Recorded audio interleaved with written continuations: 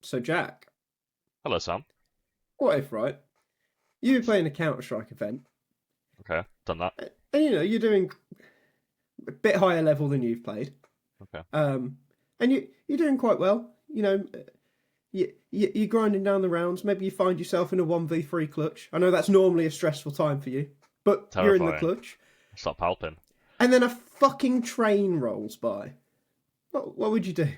Am I on train? Are you on train? You could be on any map, non-specific map. I mean, a literal real life train rolls by a mere 5 feet, 10 feet in front of you. I just think something's gone very wrong with the planning of that event. Well, an event was planned that way. Interesting. It was a Fire League tournament that happened in somewhere in South America. Buenos Aires. Was it? Yes. I probably should have looked that up, but I don't care enough Probably. about the tournament. You fool. I know Imperial That's in Argentina, won it. isn't it? Yeah. Yes, yes. I know Imperial won it, but I don't care past that because it was a 4-team event somewhere in South America. Like, who gives a fuck? It's an epic one, isn't it, really? It's a bit better than an epic land. They have a train. I'll give them that, sure. They do have a train, although you didn't design it. I didn't. So I'm not sure minus points for Fire League. how interested Sorry. in the train I am. But yeah, There's only one really esports bizarre. train. Really bizarre. And if you haven't seen it, we'll get Mac to put a clip in front of our faces or wherever they go. E assim vai acontecer a Fire League Buenos Aires. Trem passando e bala comendo. O público fica do outro lado. Aqui já tá Imperial.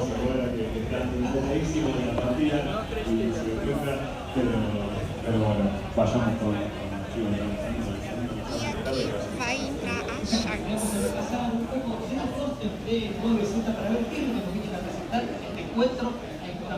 I don't watch the podcast. I'm not that self-obsessed. Part of me just wants to believe that the screens that the fans were watching were on the same side as the players. So when the trains came, the fans just couldn't see anything either. So there was just the occasional interruption to the viewership experience as well. Well, I haven't actually seen where any screens were. I couldn't see them either. Like, all I've seen in the video is that it looks like they are literally standing on the other side of the platform. Yeah, but that could is what be they're doing. people waiting to get on a train. But no, no train stopped, right? So I assume it's one of those like it's an unused station or just like a maintenance thing, right? That they've just But how do we an know event space. no train stopped? Well, in the clips on Twitter I saw, I didn't see a train stop. So that's my my level of investigation done. All right, fair enough. I'm not going to investigate further. It was just a fun little thing for us to touch on at the start of the podcast before we talk about the real things.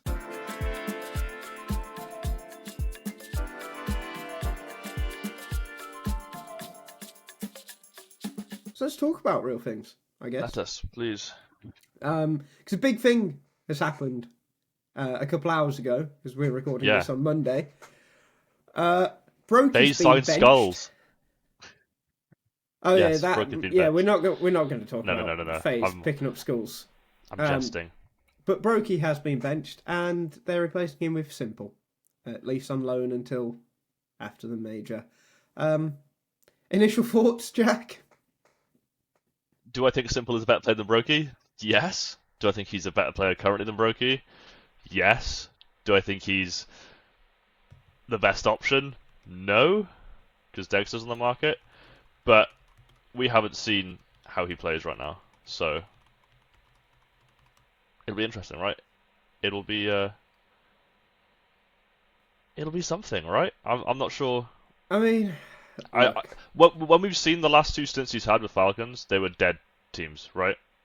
So I can't give too much credit to that. Okay. Is this FaZe team? Hello. Hi. Is this FaZe team any more of an alive team than Falcons?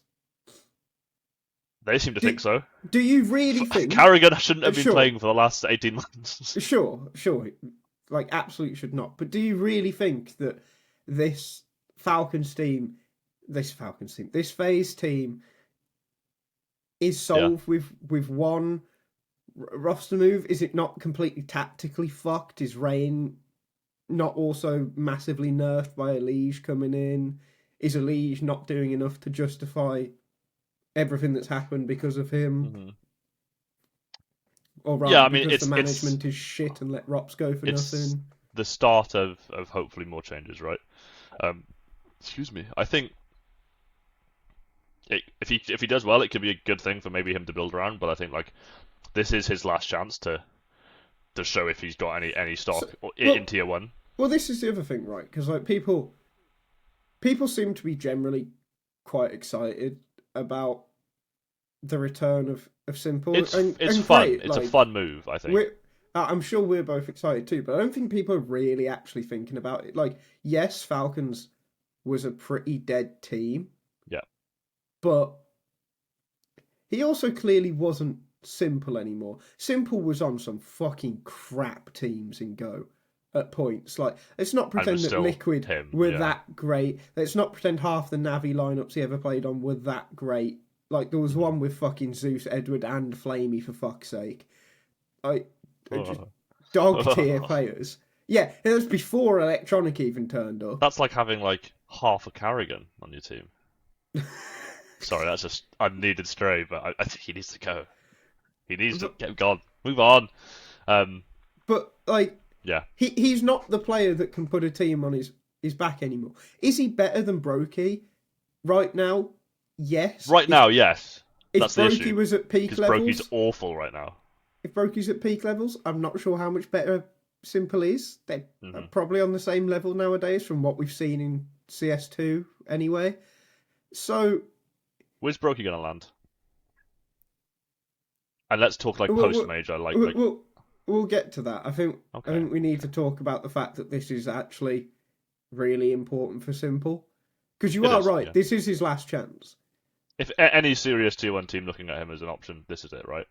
Yeah, otherwise he's going to be on a bait, or not even a bait, like one of those sort of teams. I don't think he goes that low down himself, but like his contract is running down, his buyout's going down, whatever. But who's going to pay anything if he doesn't do well for FaZe?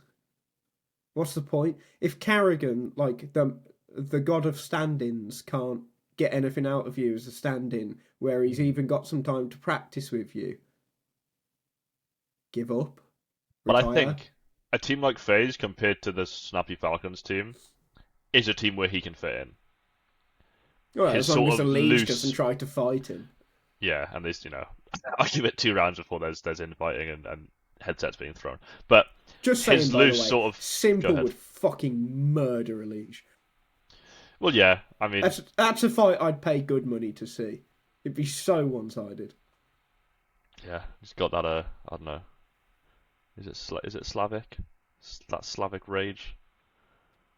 Oh, it's just more that I expect Elliott to be a bitch in a fight. A bit of a wimp, yeah. I don't know, maybe he's got like the tough guy baldness, like the sort of Jason Statham, Dwayne Johnson kind of buff. Well, no. He's like... No? No, because Jason Statham looks like he'd knock the shit out of you. With or without hair. Elliott looks like he'd, like, beg in the corner. Like, a bell rings, he goes instantly to the corner, just on his knees, just, like, begging. Like, I have pitched internally to actually have the show matches of events be fights. It was shut down quite quickly. But I think there's an audience for it, even if it's just us. Which fight would you like to see first? Well, that's a great question. FNX vs Thorin? Not FNX. KNG vs Thorin. KNG Thorin, that'd be good. KG Nukinda. Richard Lewis and the fan he allegedly put through the table. Yeah, if that happened. I'd like to see s1mple vs ZywOo as well. FNX and Fur girlfriend custody match. That's vile. Is that a ladder match? Yeah. Yeah. Is the girlfriend suspended above the ring? It's a shark cage match, like with Dominic Mysterio. Of course. What else would be great? Sonic versus Blade. Catch weight bout. No weight class, obviously. Oh, an arsehole. Donk versus Munacy, the battle of the Russian twigs. That's not the word I thought you were going to say then. So I'm glad. I'm glad you went with twig. A podcast about twinks and Counter-Strike. Yeah, call it. I don't know. I'm not coming up with a name right now. No. Let's move on. So move on. He needs to do well. He needs to do really well to have a chance on this team or any other team. But FaZe do need to make more changes. Which currently they're subbing in Skulls because Rain may not be able to make it to Dallas. The tweet is very cryptic. If you could put it on screen, Mac. What the hell? Like it's kind of not very clear what they're trying to say. I also wonder if the s1mple thing is a visa based thing, because maybe it would be harder to get Dexter into America, given that he missed it last year with Heroic. I had to play with. I also think like that's maybe something to do with it. But it's probably also the fact that Navi probably do want to get some money for s1mple. So it's probably a really good thing to actually put him in the shop window on a loan. Mm-hmm. Everyone kind of knows where Degs is at in CS2. Falcons don't need to strengthen another team by putting him in the shop window. Yeah. Like, they don't need to do that. He can just be there. As for Skulls, yeah, who gives a fuck? Like, I'm not being. I don't even hate it. I'll be honest. Oh no, I think Skulls is fucking rubbish. Really? I think he's crap. Awful. Yeah, I think he's crap. Okay. I mean, I don't think he's like. He shouldn't excellent. be on a team better than Imperial. Really? Wow. He's not good enough for Pain or Furia. It's the reason he's not on Pain or Furia. Interesting. He's crap. Interesting. I think he's pretty decent, but I think you should watch more Counter-Strike. Maybe. He's a role player, though, right? Like I can't see FaZe actually kicking Rain before the major, like cryptic wording or not. Also, Rain is not the thing I would change first, if I'm honest. I'll change him eventually, but you got to get rid of Carrigan first. You get rid of Carrigan if there's someone available. I'm not sure there is. Well, quite right. Someone available. There's Crizzen, maybe you throw money at him. There's Sui when the liquid thing expires, but that's after the major. So yeah, he's just going to stay on liquid. You don't think he'd rather play with fucking s1mple on FaZe? And Frozen. But s1mple's only alone. Unless he does well, and then they might sign him. I don't know. Feels unlikely. This major season is like really fucky wucky, right? Like Vitality are obviously coming in very, very strong and very hot. Falcons are like the only real competition they have, and just can't get over the line. They're getting closer and closer, and it's I think MOUZ is legitimate competition for Vitality, as long as they don't get in their heads about the fact that they're not legitimate competition for Falcons. Sure, it's a kind of scissors beats rock type thing, right? Like the yeah. You know, they're kind of each other's. I think MOUZ have a chance to beat Vitality next time they play. Be that in a group stage, BO3, and maybe not in the playoffs. But I don't know. It's teams are kind of scrambling to make this major interesting, and it's going to be fun to watch. I think it's a shame it's in an awful time zone, but it's going to be fun to watch. Yeah, I also think like there's a number of teams that have just been far worse than people expected them to be, and definitely than they expected themselves to be, and that's also caused a flurry of changes. And I think if you go back to December, January, when all the big moves were happening, then we probably didn't expect any of these moves to happen. Like, I knew that Liquid would eventually get an IGL because I knew Twist isn't an IGL. Well, he was shit. And that JKS and NAF shouldn't be on a team together. But I didn't think it would be before the major. FaZe all thought would be far better. Na'Vi, I'm honestly surprised haven't made a change. Yeah, they've been quite under the radar in terms of like all the rumblings of things happening. Na'Vi have not been mentioned at all. Yeah. Which is interesting. I think that they will eventually be forced to make a change, but we'll get to that later. Even Falcons signing MOUZ, I didn't think that would happen until the major. So there's a number of things that have made this major more interesting, and it is more interesting with s1mple. It's just a shame that this first tournament with s1mple on FaZe is probably going to get sandbagged by the fact that they also have to play with schools, where they're not going to be practicing with schools, they'll be practicing with Rain. Yeah, and if the whole Rain may be unavailable, does that mean he's there? Is he definitely not going, or is he going to go and then is Skulls there as a sub because they have to register him as a sub, right? Or is Skulls continue playing? It's cryptic, and I guess we'll have to wait till Dallas. I imagine we'll know but... within a couple of days before Dallas, yeah. Or if not, it'll be you telling me in a DM that Rain's not there and Skulls. I don't do that. Okay, but yes, that'll be interesting. Well, you'll do it when I threaten you. Sure. When I threaten to expose you for being Welsh. It's not a secret. Tell the world. I'm proud. Move You're on. actually English, though. Just to be clear. No, all of Wales is English. In my canon. Right, let's talk about broky anyway, though, because it is interesting as to where he's going to land. I doubt he's off anywhere right G2. now. And I actually think it could be a while before he gets the team. But yes, G2 is the most obvious layup in Counter-Strike. Yeah. He's not going to be a... Don't do that again. No, sorry. He's not going to be any kind of attitude issue like it's been suggested other players might have been. He's just a very stoic presence. He's an Oscar regen, The question is whether he's actually any good. I think FaZe's problems are deeper than him, and I think he can probably get some level back in a new environment. Current G2, I'm not sure offers him that, but I think G2 could be something interesting. I think Hunter's got to go.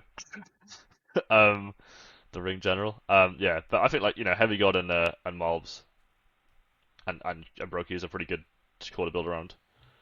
I don't think Snacks is a good fit. I don't think the Polish situation on G2, the occupation from the Poles is not good, and that's just being honest.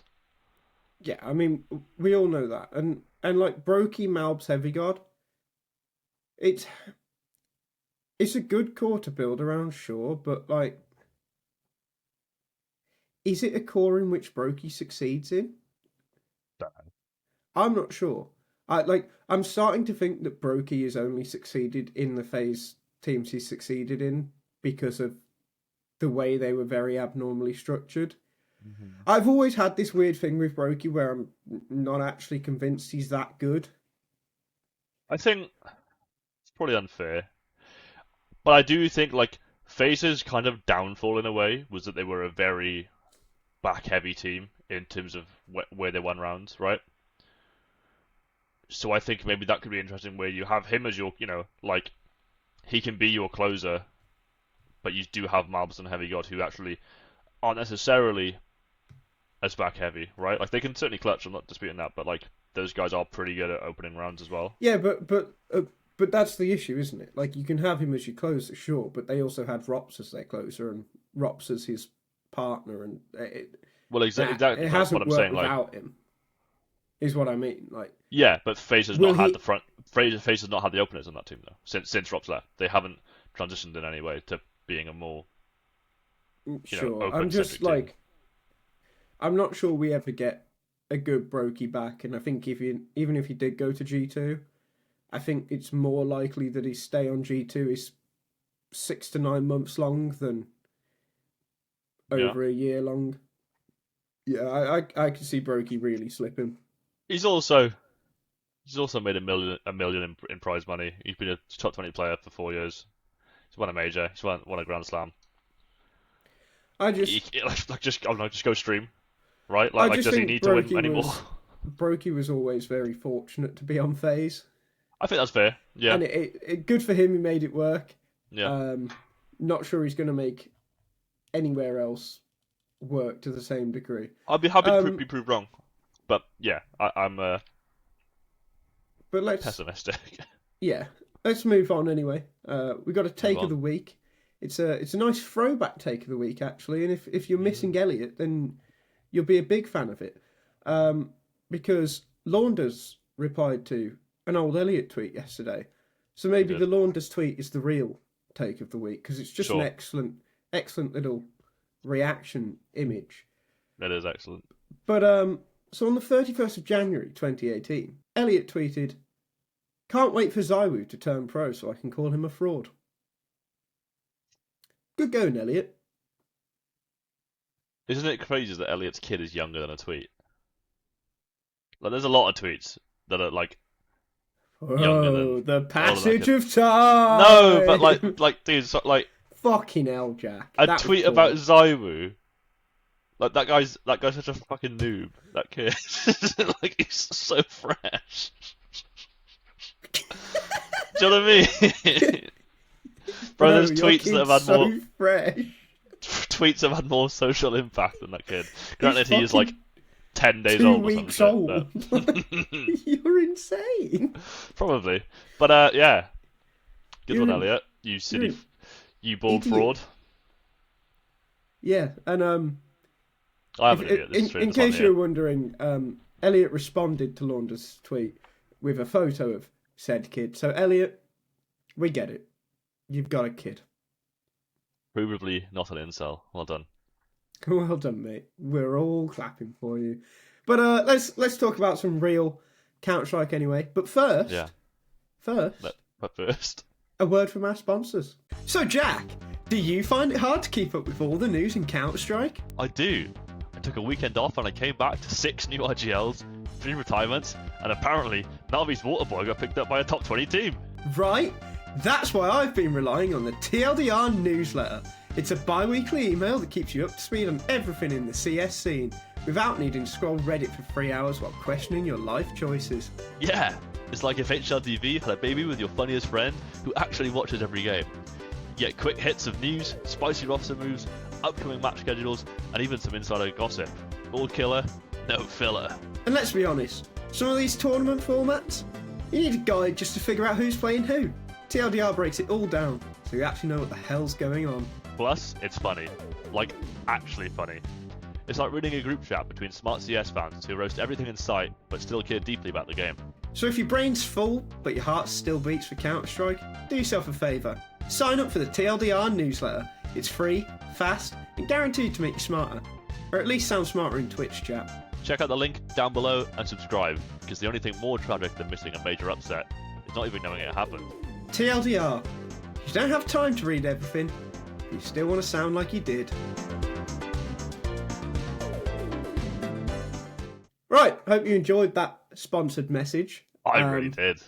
I know, I loved it, and you should definitely pay attention to it because it's a very important public service announcement. Or else.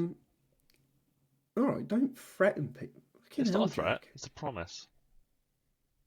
Okay. Anyway. Right, let's talk about Counter-Strike.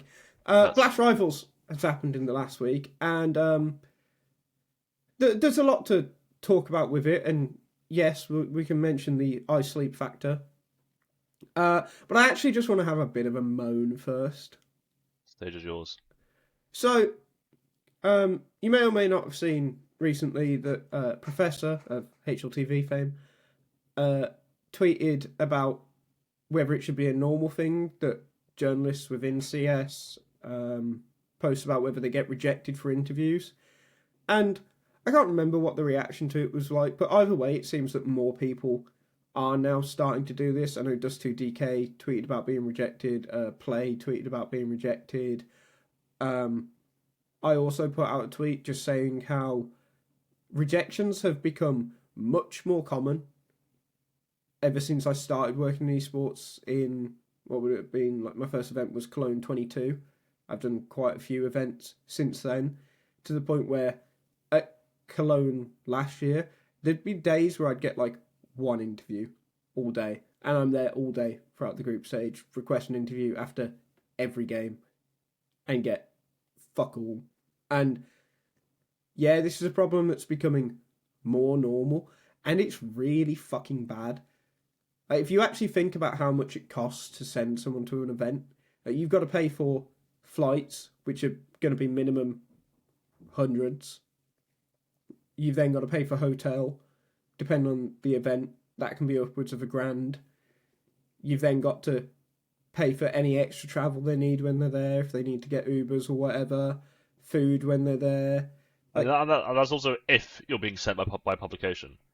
If you're freelancing or doing this yourself, which you have done before, which a lot of people do. Yeah, I've paid for myself to be at Cologne in 2023. That all came out of my own pocket, and I was there for the whole thing. Like, it was a lot of money I spent on that, but I just did it for the love of the fucking game, I guess. And rejections weren't quite so bad that year, where I actually still made money off it. Because I'm fortunate to work for publications where I get paid to do this, there is a lot of people in press rooms that maybe don't get paid, or they're not getting paid any extra to be there, and they're just paying for themselves because they love it enough to do so. And that was really bad at the PGL Copenhagen major, where they didn't allow people to do interviews. They didn't do a media day. Couldn't request interviews. You just had to go and fucking arrange them yourselves, because they literally don't have a press manager, because they're a completely unserious company. Like, that in one sense is bad, but teams themselves just constantly fucking turning down requests. I mean, it's this insane, right? So I work for Blast. Obviously, I'm covering Blast events, even from home, and we have a press manager on site who's willing to do an interview for me. I got one interview during Blast Rivals. One. Everything else was rejected. It wasn't like I tried to get one interview. Tried to get more than that. Rejected. Just constant rejections.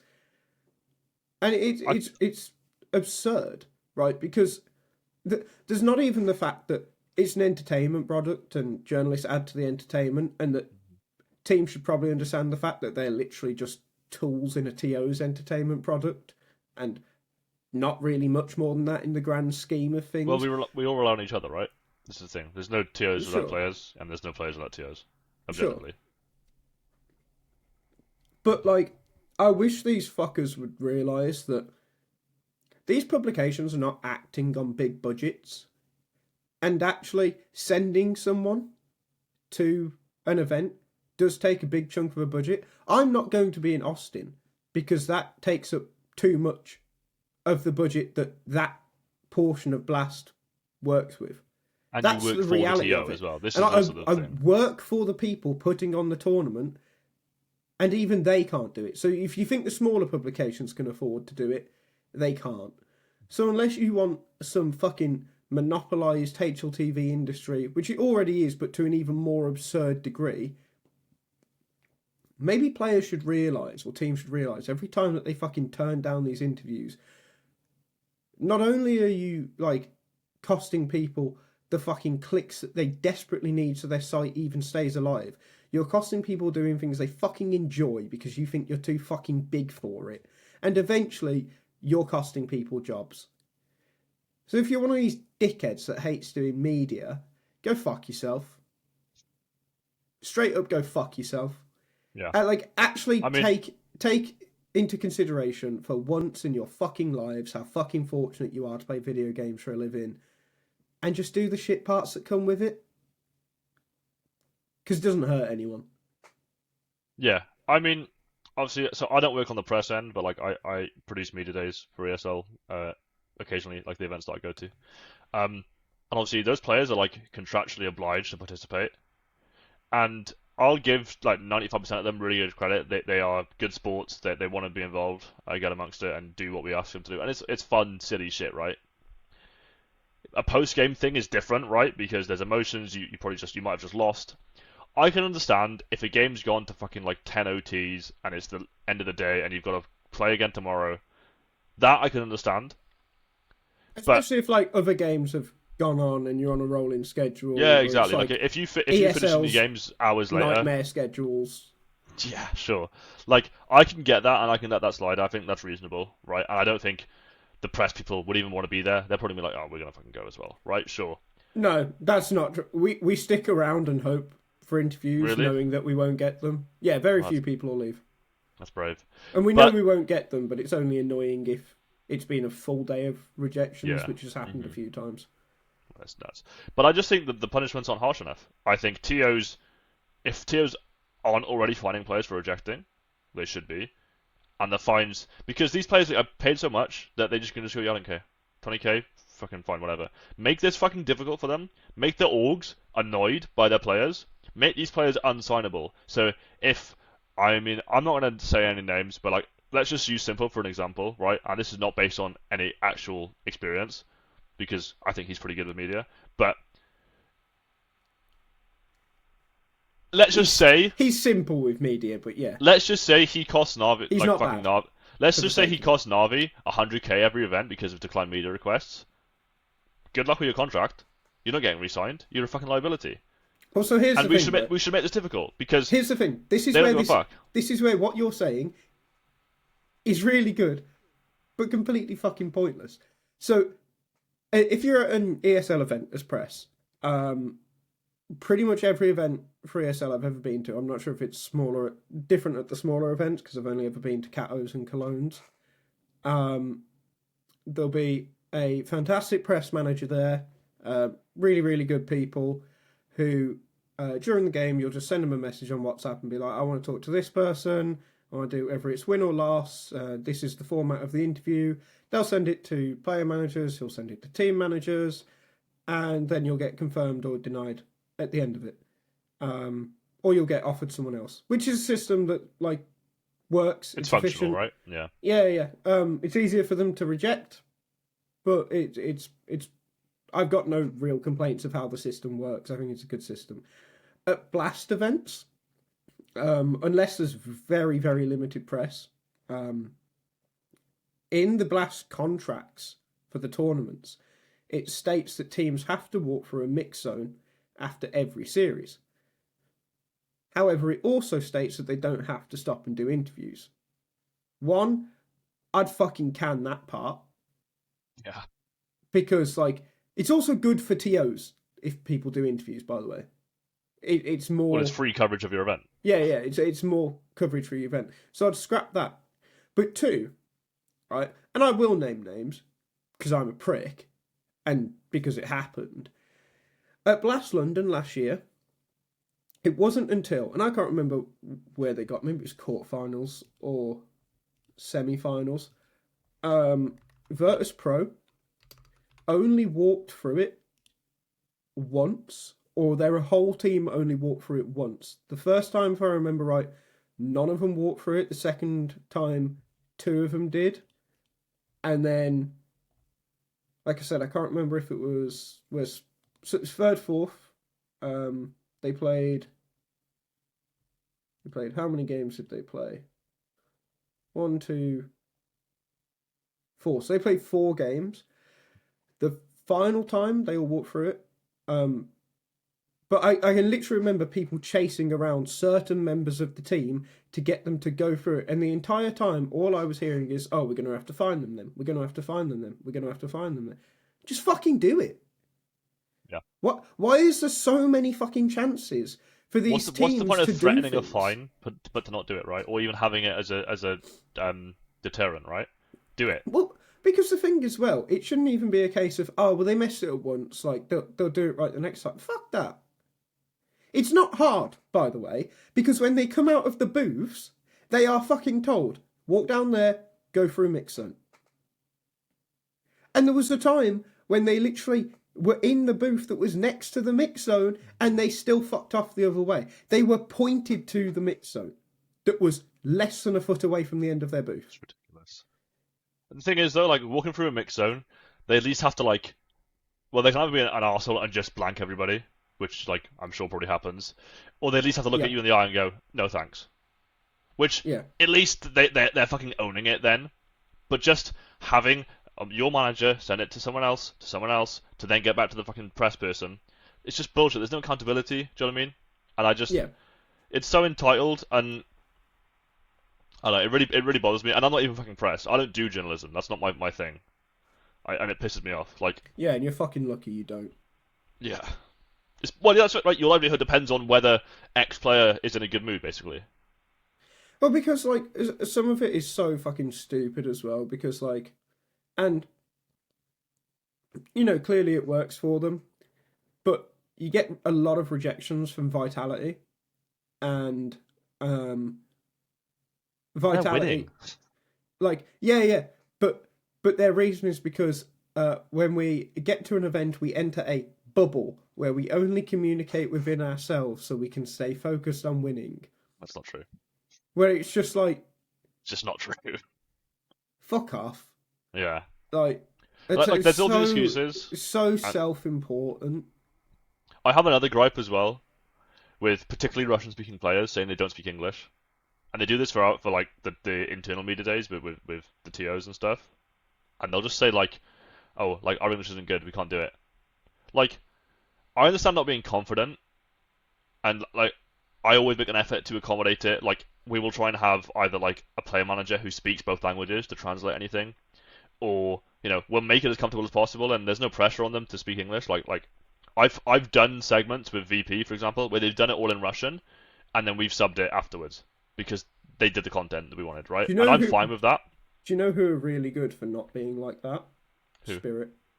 Yeah, Spirit are excellent. To Spirit's testament, really, really good at not being like that. Like, they make it clear, this guy can't speak English, but we can figure out translation. Well, this is the thing. Like, and I've done do that. 3 media days with Chopper, and his English is not good, and he's not confident, and that's totally fine. But we will always pair them with a player who is more confident, and they are so, like, I'm not trying to glaze them too hard, but, like, they are brilliant, and they will accommodate us as long as we accommodate them, and I'm fine with that, and I have no issues with it. But don't lie to me and say, oh, we don't speak English, and then in the after party, you're at the bar saying, hey, excuse me, man, can I get this? Yeah. And just chatting to every woman you see or every man you see. I will not name names. In crystal clear but English. Let's say bullshit. There is one Russian player on a team that speaks English who will turn down every fucking interview because, he just doesn't speak good English. Now, I've seen this person have many English conversations. I've had English conversations with them, and they do a lot of English conversations on broadcasts. So it's interesting they don't speak English as soon as interviews come along. Yeah. But, you know, as a journalist, even when I'm doing contractually obliged interviews, there's very little that we can say to the team to be like, well, we know they speak English, so. Yeah, and they also... I'll add one last point on this, and I've only had this with one player, and it was the Rio Major, which was my second event, where they just sandbagged it by giving shit answers on purpose, so it was unusable. Also, but like, had players do that. I think Magic's is a bit of a joker. He says stuff which is kind of funny, and that's fine. But this player, who I'm not going to name names, but he's currently on the best team in the world, and just won Blast Rifles. Just like basically said the opposite to everything. Like, you know, we asked, who do you think you're gonna win? And he just said like 3 shit teams. And then, okay, well, do you think is gonna not qualify to the next stage or whatever? And he just said his team, and then these are shit questions. Like, dude, yeah, I know. Like we were a very new department as well. Like, this is just, you know, the content we kind of have to do, right? Whereas now we make an effort, like me and my team, that to do fun content for players. We play games with them. We try and do something new every time. We try and make it, you know, both for the actual, you know, audience to consume, but also like to make it enjoyable for them, because if they're having fun, then the content's better.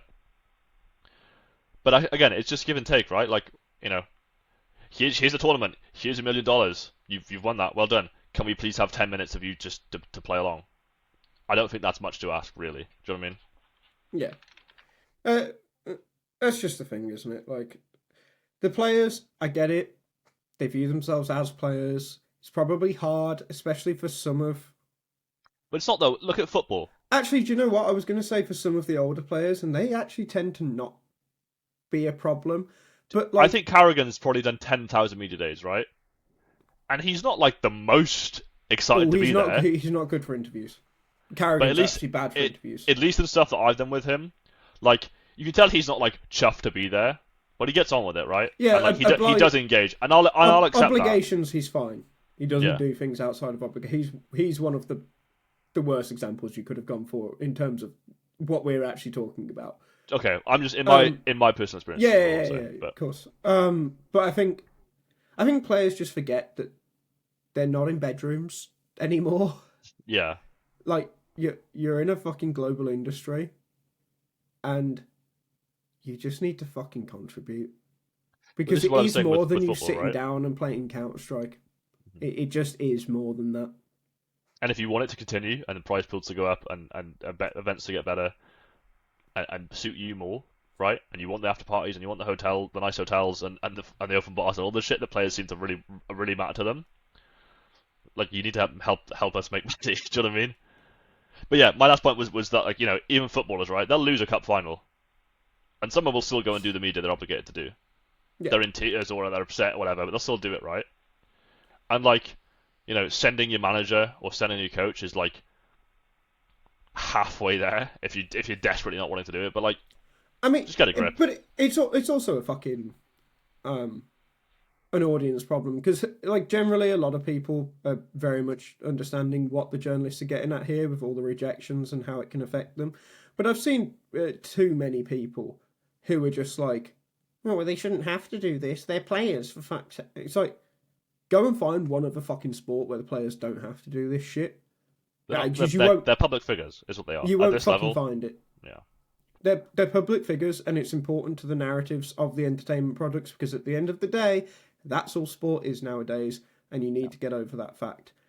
And like, yeah, let's leave it there. That's all it is. It's stupid. Right, Counter-Strike happened. So Blast Rivals, 8-team event, just not as good as the old Blast Premier tournaments because unfortunately there's the event that was meant to be in Mexico. Yes, it was meant to be in Mexico. Okay. Did happen in the Blast studio. I imagine Rivals Season 2 will be LAN. I have nothing, like no confirmation of that or anything, but I imagine it will be. If I was to guess, it's probably in Asia as well. But again, like I fucking know nothing about that. So when I lose my job, it's just a good prediction. But yeah, happened in the studio, and there's two things that I want to say about this. The first is that because of the wildcard spots and because of the limited availability for who you can invite off wildcard spots at the moment, this ended up being a worse version of the old Blast Premier tournaments that I actually think were pretty good. Are you talking like with the draws and the games on at the same time, or like? No. That's Blast Pro Series. Sorry. Okay. Premier is like the last few years of Blast. Right. So Rivals has replaced that, right? Yeah. So they'd all be 8-team tournaments, but because of how the qualification worked, you tended to just get like at least the six best teams in the world at every Blast event. So they actually felt like they did matter to some degree. But this one you had like the 4 best teams in the world, but one of them was a wildcard invite, and then you had FaZe, FlyQuest, Wildcard, and Pain. Like, who just shouldn't have been there. Also, Wildcard being named that, and also the Wildcard invite existing, like, nobody's fault. Little confusing. Yeah. So it's a worse version, and the studio also made it worse. But what I will say, I do think studio events feel better when they're in the Blast studio. Because the Blast studio actually had effort put into it to make it feel like a legitimate venue. Well, it's a consistent venue, right? It's a building that already exists. Whereas, like, for context, like, at least for, like, ESL Pro Leagues and stuff, like, they're in studios, but they're, like, the Malta one, like, that was in a hotel ballroom, right? Like, it's not a custom-built venue like you have for the Esports World Cup or Blast have, right? So it's a different game. But I understand that. I think that does help a lot. The games itself, a lot of 2-0s, but like generally some good quality. I think we should skip past the teams that went out quickly, like Pain, don't care. FlyQuest, really don't care. Wildcard, decent showing from them, but again, like there's not much. I think they are on the way up, but I don't know like where they're ceiling they're is, on right? This is the thing, they're on the way up, but their ceiling just isn't that high. Yeah. But FaZe gotta support the good mate. FaZe, yeah. FaZe we spoke about. But we can use FaZe as a jumping off point for MOUZ. Because MOUZ absolutely fucking dumpstered them in the quarterfinals. 13-11, 13-2. And don't let that 13-11 mislead you. It may have one point been 11. What was it? 11-7, 8, something like that in favour of FaZe. It was 11-4 to 7-4 to MOUZ at the half. Yeah. So FaZe then won all of their CT rounds. Yeah, it was 11-8. The second pistol round, so 11-8. Then they lost 5 in a row. That was just MOUZ deciding they wanted to win. And the 1v4 in the last round. Maybe pushing through a bit early. It's Rain and the double spray down. He's up to 20 kills. Now just Exertion, who's been doing so much lifting for MOUZ. 1 versus 4. And look at how they draw back. The bomb is all the way back here on long. How could you ever win this one, Dan? Oh, well, it's very, very tough. Exertion, at least with some health on his name. Elliott is very weak, and broky's very weak. They're basically both one shot each, so there is a world where this is doable. The fake comes out, and the reset here from Exertion as he looks for the cat player. But unfortunately, there is nobody cat. He's losing time, and the reposition here, because of this from FaZe, is going to be very helpful. Spots both players, I think. Frozen going down, one more on the ramp as well. And another reset here. The run from Exertion to B. broky's in the middle, though. He's hearing him, but because it's the scout, he can't get the kill. He puts him down to just 4 points of health. 12 seconds, 1 versus 4. And now down into a 1 versus 1. Elliott covering the cross, not getting the kill there. The bomb will be planted. Elliott running up close, but he doesn't have the grenade to get rid of him. Just a bit of a decoy. That's not getting the job done. He's got the right view, and there we go. Exertion. Yeah. Embarrassing for FaZe. Just really bad for FaZe to lose that to Exertion. FaZe also had one player positive in that series, by the way. Yeah. And then map 2, Jimfat just had his way with them. And like, even Spinks, man. Spinks wasn't even having a good game, map 2. FaZe win their first 2 rounds from when they were 8-0 down. Jimfat had a 292 rating. Yeah. Fucking hell. Then they're in like a 3v4, like MOUZ being the man down. Yeah. They just go out B. Spinks just fucking double entries them. Like he's the one that's 15-0 or whatever. Like he is good, isn't he? It's just this FaZe is such a mess, and this MOUZ is so much better than them. And I think that's honestly the most poetic thing about how FaZe's year is gone. Is that even last year, when MOUZ probably were better the whole time, FaZe would still beat them. And now it's just like, this isn't even a fucking They were still contest. having the FaZe bullshit last year, right? You know what I mean? There was like in Cologne, At they had the least series over against MOUZ. Liquid. No, but like they were still doing like, you know, there was that crazy overtime against Liquid. Well, yeah, Come back. Like they were doing stuff, and you were like, okay, this is, you know, what was that Cologne last year? Now that was a game that I understood getting rejected after. I wouldn't have done a fucking interview after that game. Sure, valid. But like, play. FaZe have always until like the last month, like three months, you can't count FaZe out. Like whatever the odds are of the game and or whoever they're playing, there's always a bit in the back of your head, and this is like the old nip magic from back in the day, man. Where like, there's a chance they could do it. There's always that. There's like, oh, they can. There's something, Jack got right? his nip comment in. No, but it was a thing. It was a thing people spoke about, right? I know. And they called it FaZe bullshit. That's the new one, right? Like, there was always a possibility. That's gone. Yeah, completely. They don't even look threatening. No. And like you said, like yeah, MOUZ decided to stop winning. Like it's almost like they were playing with their food. Is how it looked. Pretty much. It was like it's actually just simple. When they wanted it to be simple, it was simple, and then they just fucking ran over them. And now it's FaZe simple. Funny how life works. Life finds a way. Life does find a way.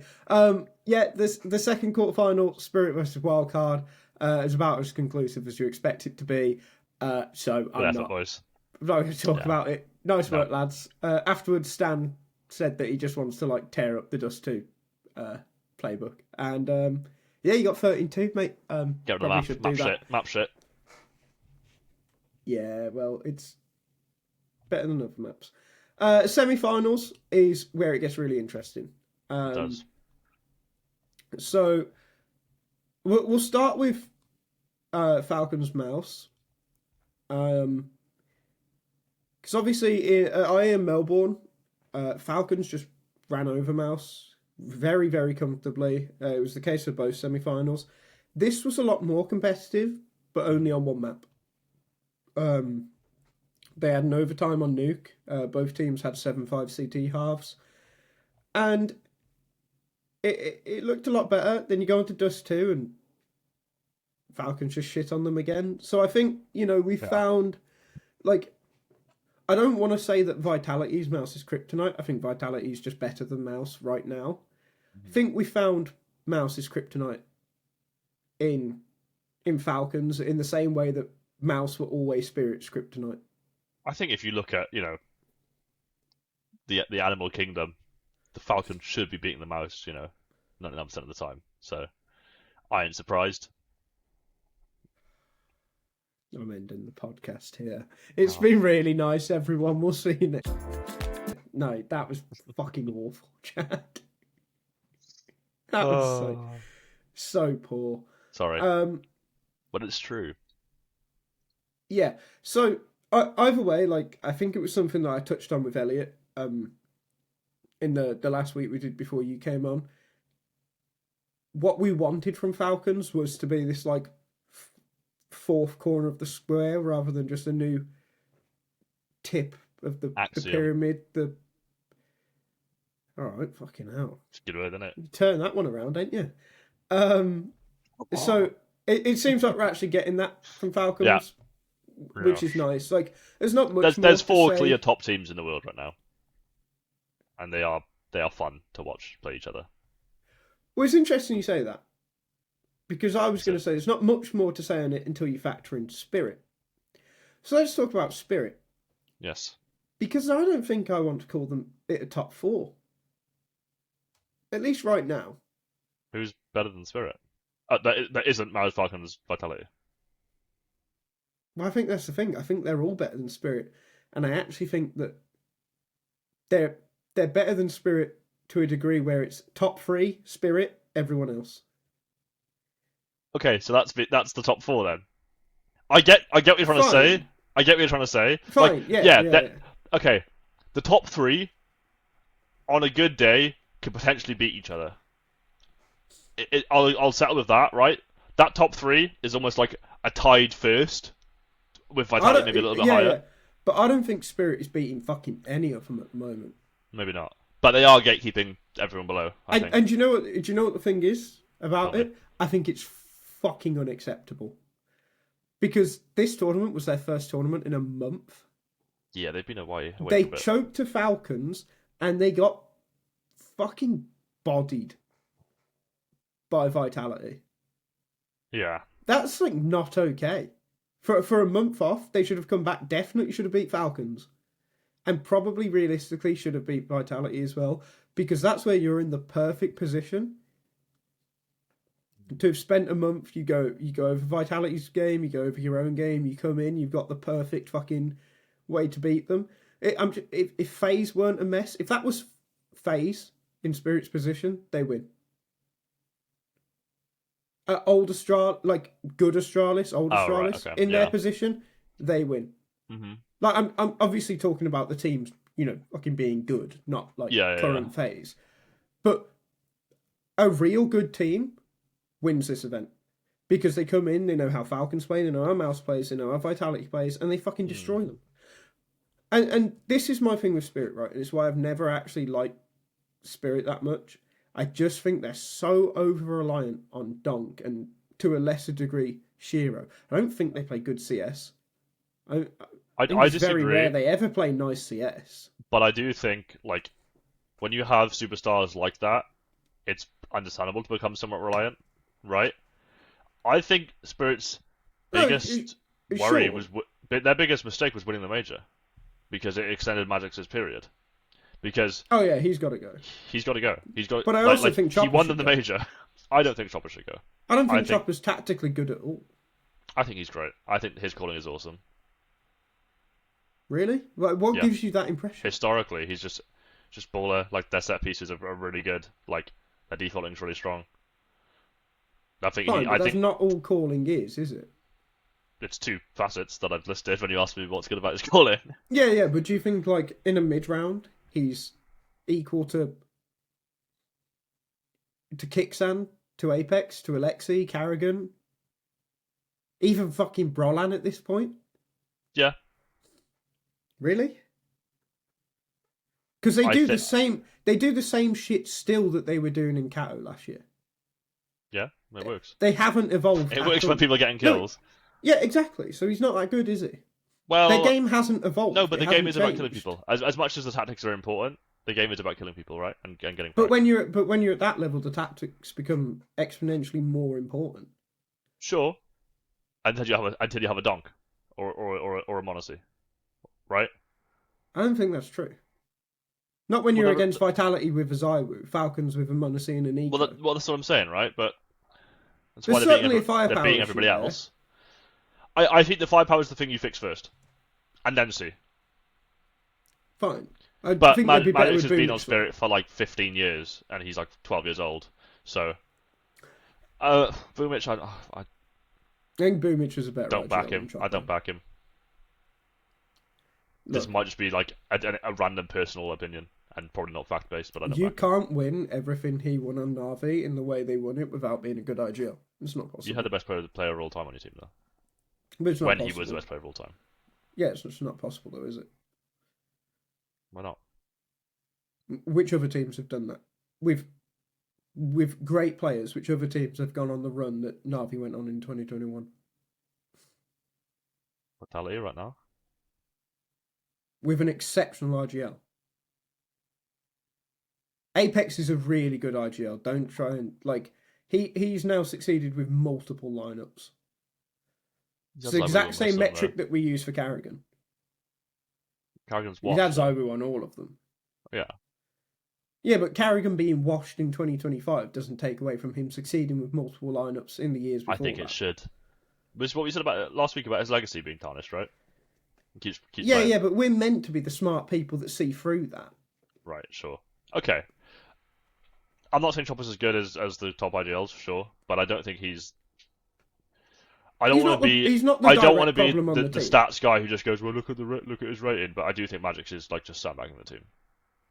Oh yeah, and Zontix on occasion to a lesser degree, but Magic's is like problem number one. Zontix, I just think like I think Zontix is flamey. I think he's better than flamey for the sake of it, but I think like Na'Vi were always fine with flamey as long as they didn't have Edward, and Magic's is Edward. Yeah, like. I think Zontix is much more important to what they're trying to do in a game. Mm-hmm. So I just think there's no point to having Magics. Like, get rid of that fucking bum and get Perfecto in. Get one of your many children that you've been fucking tying to a keyboard. Yeah, careful with dewooding here. Every month of their life, like. I wasn't going to imply anything past that. I'm not a member of Flow's Ball, but like, I mean, that was an inside joke that didn't need to happen. Yeah, I really hope he watches this. He doesn't. Maybe he does. That's a shame. You have Kaisuke on your contract, right? And I know why are you letting him go? I know he's a role match with Donk, but from the most bread and butter look at it, right? 2 donks is better than 1 donk and a Magix. Let them figure out the roles, but, like, I'd rather have 2 great entries than 1 great entry and a fucking bot. And let them work that out. Yeah. They're both, Kaisuke's like 6 months old, and Donk's about, like, fucking 12. Like, you can still mould these players into other things. They're like a bit more of a gap. than, Right, but than is in reality, I think. No, sure, but what I'm saying is like they're both still fucking young. You can turn them all. They can both turn into other things. Yeah, turn one into a lurker. An Right, aggro lurker. lurking is just entering, but like late. It's entering with a shift key. Yeah, fair enough. Yeah. Fair enough. Stick that in your fucking pipe and smoke it. Yeah, I mean they need to do something, but lurking's woke. Get right and Freiburg are the same player. I agree. They're both shit. Currently, yes. Yeah, that could be a change, but they lost to Falcons, which I guess we should talk about next. That was nice. That was yeah. I'm getting better. Maybe you should be the host. Oh no. Not the top 8 major analysts that I brought in to provide expert opinions.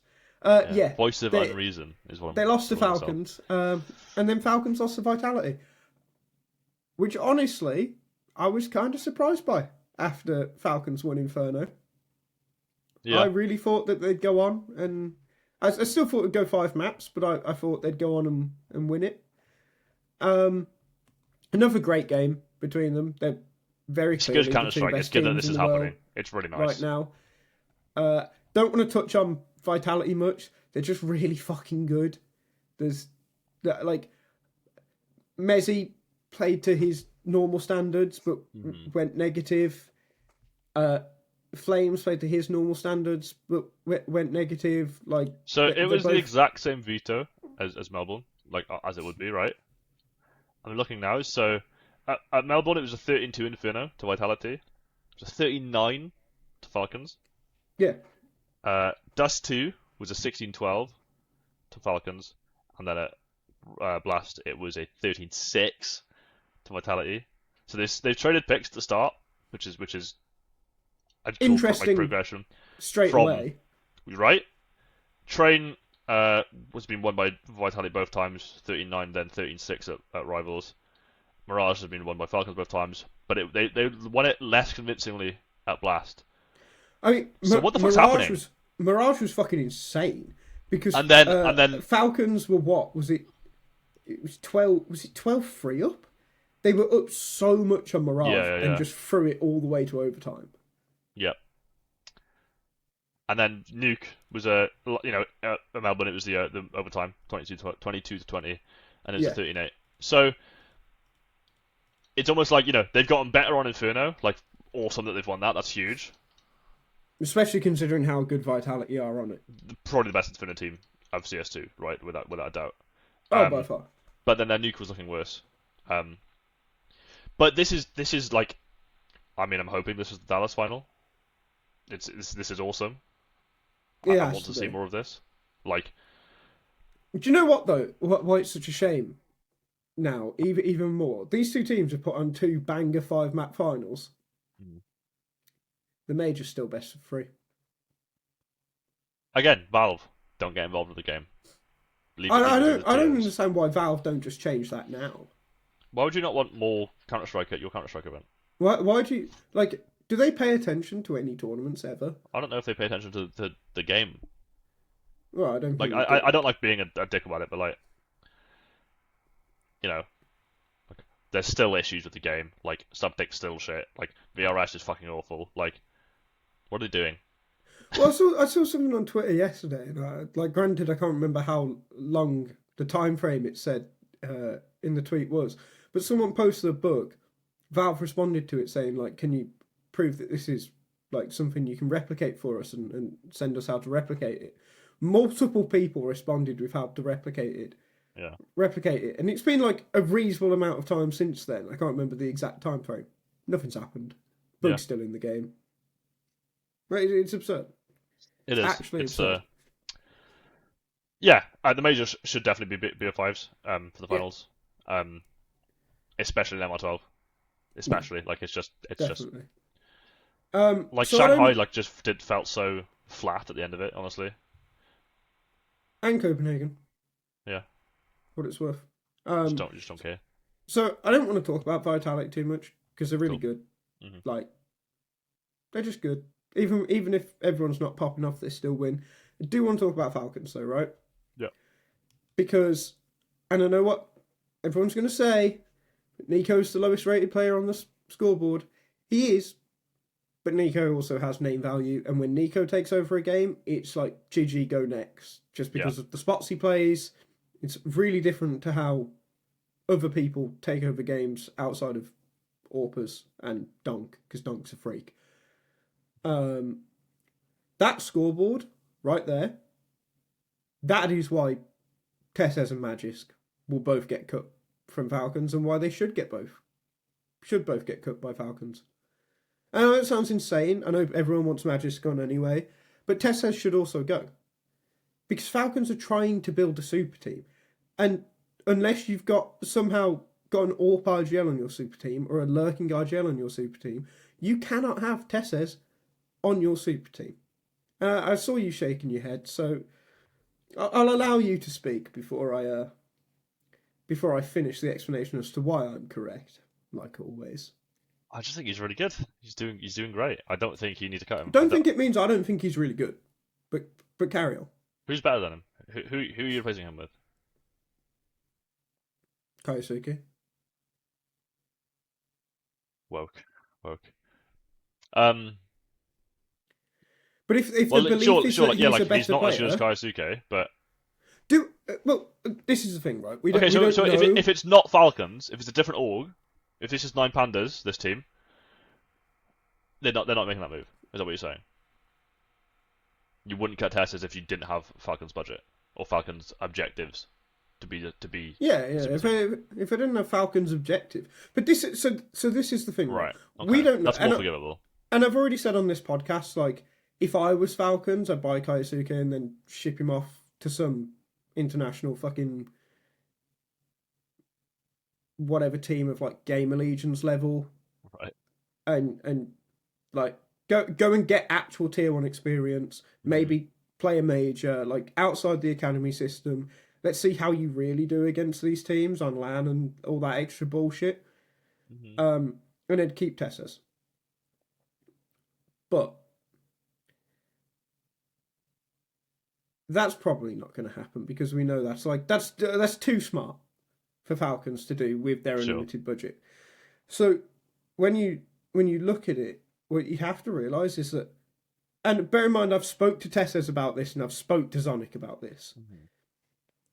Zonic believes there is a player inside TeSeS capable of doing what he wants from TeSeS, where they want him to be this like, and granted, I interviewed Zonic before Munacy appeared, where they want him to be this like second star that can swap between the aggro lurky stuff and the aggressive stuff with Nico, and they can both swap between that bullshit. They can both do whichever one fits the round at the time.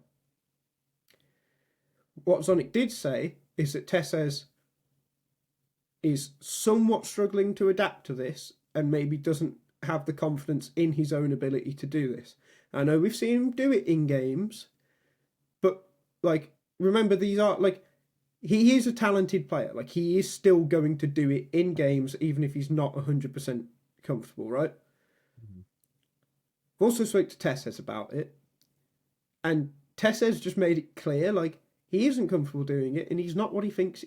He doesn't think he's best at doing that. TeSeS still sees himself, even though it was clear from Heroic after Cadian left that he was not that, like, he can be more than that. TeSeS still sees himself as the player he was in Cadian's system. Why don't you just get therapy then instead of cutting it? Where he sees himself most, because we probably already have sports psychologists, like, yeah, okay, like, that's where he still sees himself at, and if it's where he's most comfortable being, that's how he's going to best perform, and he's never going to perform best doing what you're asking him to do. But you're one of the best players on the second best team in the world, and you're uncomfortable. Fine. Like he's not going to reach these heights anywhere else, is he? The chances of success. He could be on a good team somewhere else. So. He could be on a great team somewhere else. Yeah, but the chances of him winning, the chance that Falcons have of winning stuff, is he going to have that on any other team? That's not like a rebuilt FaZe.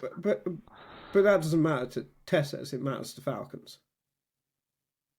I think winning does matter, right? Don't you want to have a legacy, win tournaments? No, but that's not what I mean, right? Like, I mean that, like, this is TeSeS' best chance to win stuff. Yeah. TeSeS and Magis being on this team isn't Falcons' best chance to win stuff. You sign players like Kaisuke, Bit, Jimfat, Xertion, even though that wouldn't happen for obvious reasons. Geopolitical reasons, yeah. Stare at flags too much. Your chances of winning just goes up. Because you will have, like, okay, Vitality have 3 players in this game with over a 1.0 rating. Mezzi's on 1.07, ZywOo and Rock's on 1.3s. Falcons have 1. That's why they'll make these changes. That's why they're right to make these changes. Because things like that will consistently happen. TeSeS has had some great games this year, games where he's taken over, fine. But Falcons are looking for players whose floor is consistently higher, whose ceiling is even higher than what they've already got. Like, they want to be the best team in the world, and that's going to need more changes. They simply will not be able to consistently beat this Vitality team, even with some more practice that they're now going to get before Dallas, because I don't think they're at Astana. I don't think so, no. Like, they're not going to consistently beat this Vitality, not with this team. And I don't think changing Magisk alone is enough to do that if you've got a player that isn't 100% comfortable in his roles. And when you look at Kaisuke, and it's like, okay, this guy, you know, he could be the next big thing. So that's my point. Okay, well, I don't entirely rebuke it, but I do think you change Magic first and see. That's what I would do. Sure. Get Jimfat, absolutely, and then see what happens. Or get Perfecto, but probably Jimfat, I think. I think Bit. Yeah, and that would probably start the domino effect for Na'Vi as well. I think, yeah. Which is why I said earlier, like, I think Na'Vi will be forced to make moves, yeah.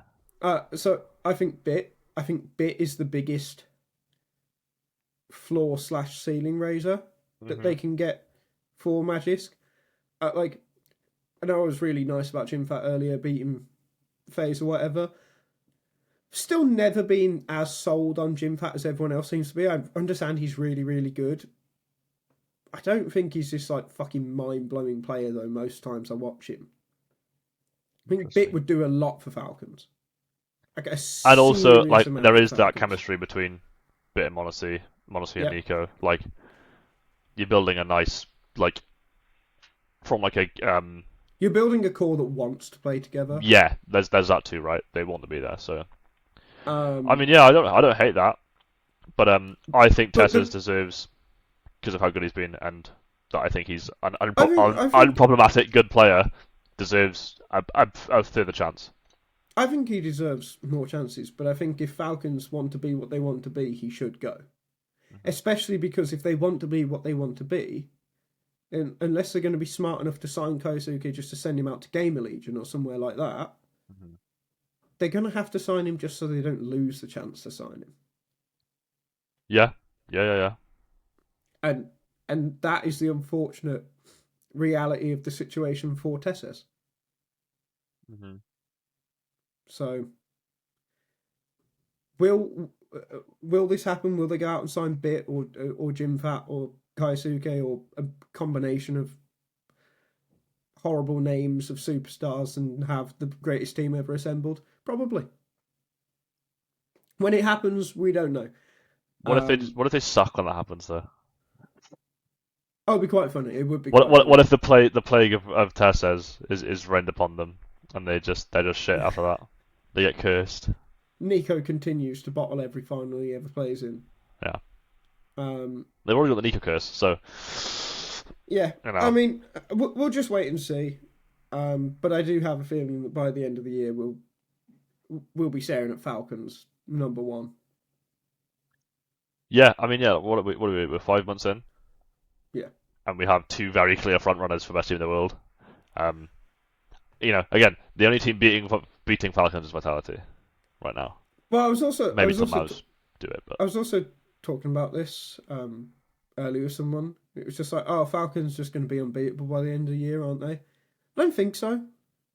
I think this Vitality team has serious stopping power. I don't think this is just a honeymoon period. I think it's a lineup that makes a lot of sense roles wise. It's and just firepower Props and wise. ZywOo together is so greedy. It really is. Like it's like it's perverted. It's like, and this is like me showing my limited football knowledge, but like imagine if Ronaldo and Messi were on the same team.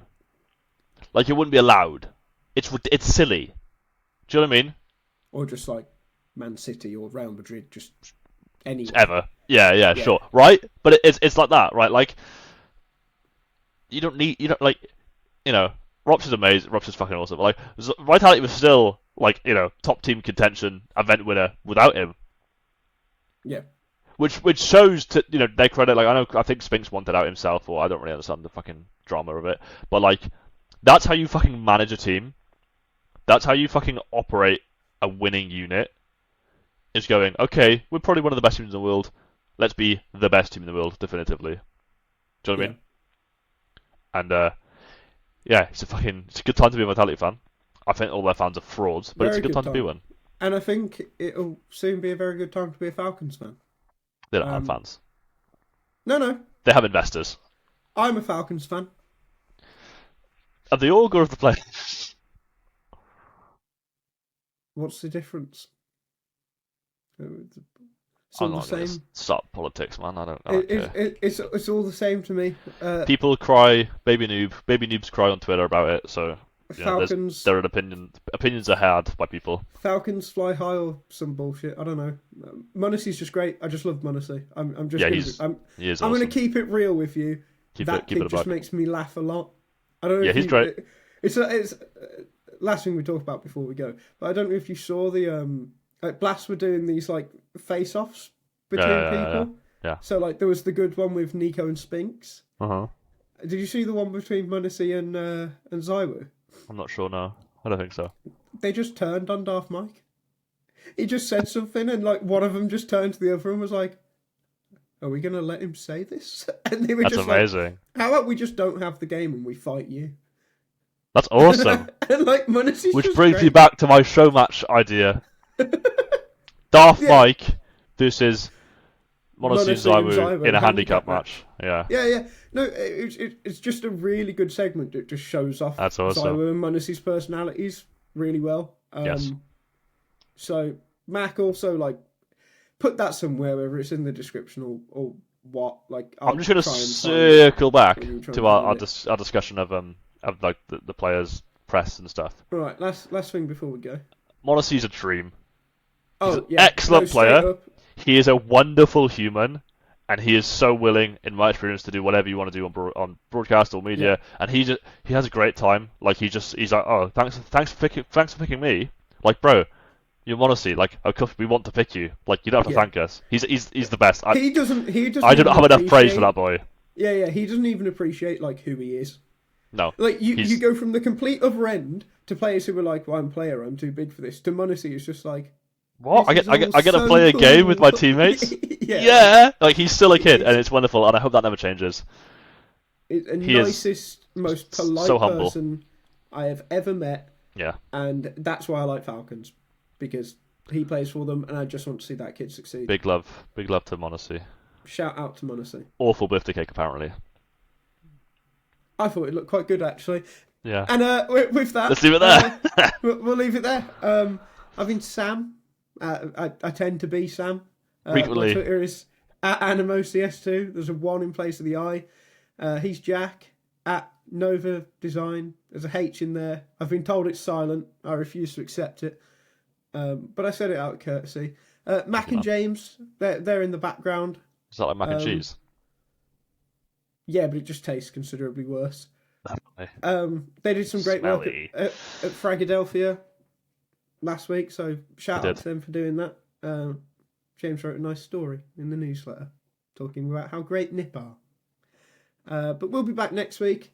It'll probably be some horrible preview of Astana, because Astana looks shit. I don't even know what day it starts. But yeah. Move on. Move on. Thanks See for you watching. later. See you later, guys.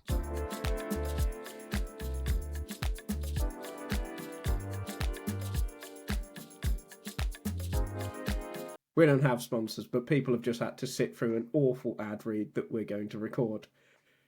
Are we shortly. recording this at the end of the podcast? Yes, we're recording it at the end of the podcast. That's fine. Is it Mac, good? Feel free to leave this in because Jack's only just discovering this now. Don't leave it in, but like you can maybe put it at the end as a little. Yeah, you can. Look at this idiot. This fucking at the big loser.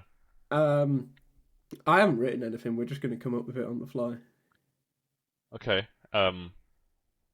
Should we get back into the podcast now? Yeah, let's do that.